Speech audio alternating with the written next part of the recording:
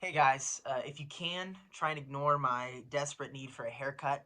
It's looking really rough today, and just focus on what I'm saying. And I just want to share with you something the Lord's been teaching me out of the book of James. So in James chapter 1, verse 2, it says this, and this might be a familiar verse to you if you have a church background, but here it is. It says, "Count it all joy, my brothers, when you meet trials of various kinds." Now, James goes on to talk about why we can have joy, and that's not really what I want to get into with this video. I just want to share with you what I've been learning about how trials come about in our lives. Because when I use the ESV translation in most of my reading and reflecting and preaching scripture, and it's weird here. It says, when you meet trials of various kinds.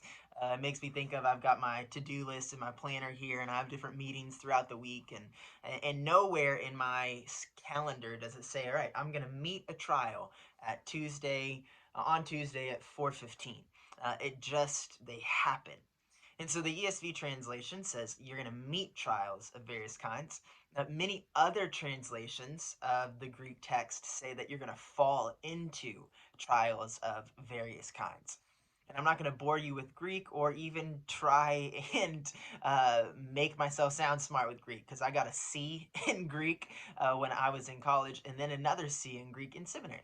So I don't really know Greek all that well, but I was looking into what that Greek word is for to fall into trials. And that Greek word only shows up two other times in the New Testament, and we'll get to that in just a second. But I love the translation that says when you fall into various kinds, because it's this idea of just like falling into something and being just totally submerged with trials. It's like you just trip and you fall into a big vat of trials in your life.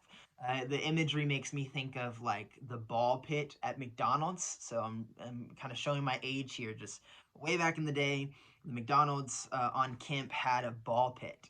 And I would jump in there and then just sink to the bottom and just be totally submerged by the balls in the ball pit. And that's kind of fun and just so germy when you're a kid in a ball pit. It's not nearly as fun when you fall and find yourself submerged by trials. Again, this word, again, I'm not even going to try and pronounce it.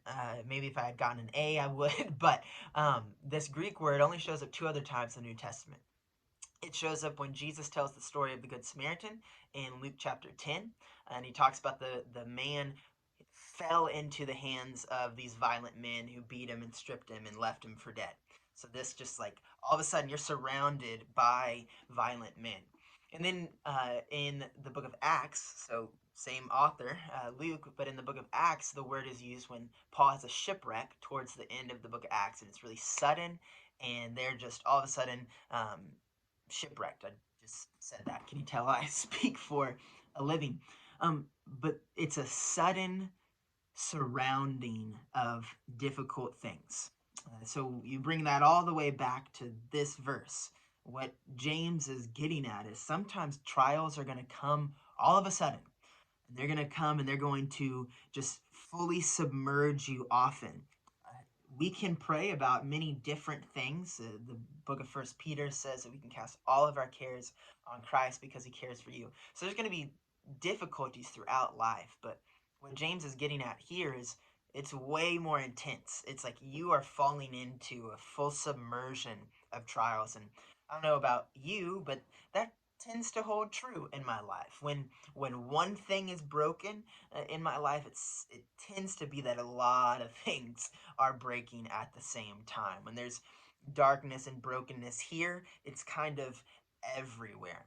And James says we can still find joy in that. And again, in a future video, I'm sure I'll share just like how we can have that joy. Cliff Notes is because the difficulties in our life make us more like Jesus. They give us endurance in our faith, etc. But really, I just want to, in an odd way, in an odd attempt, encourage you that the trials you face in life, don't let them overwhelm you, even when they all happen at once.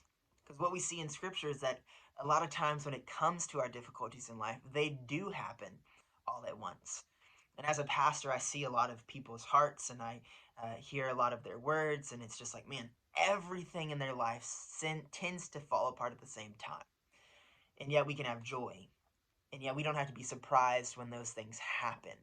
It's like when my students at the end of their 6 weeks or 9 weeks or whatever it is, it's like every teacher is like, let's do an exam at the same exact time. That's true in college as well. That these trials we go through, these really just moments where we can grow the most, they're often the most challenging because it all happens at once. It's true in my life. I know it's true in many of yours. And so I want to encourage you to not lose heart. I want to encourage you to do what James says and to have joy. I'm going to again share it at a later date more about that, but I'm already talked for way too long. I just want to encourage you. Sometimes you're going to hit moments in your life where you're just fully submerged by trials, but don't lose heart. That's part of life in a broken world. Count it all joy.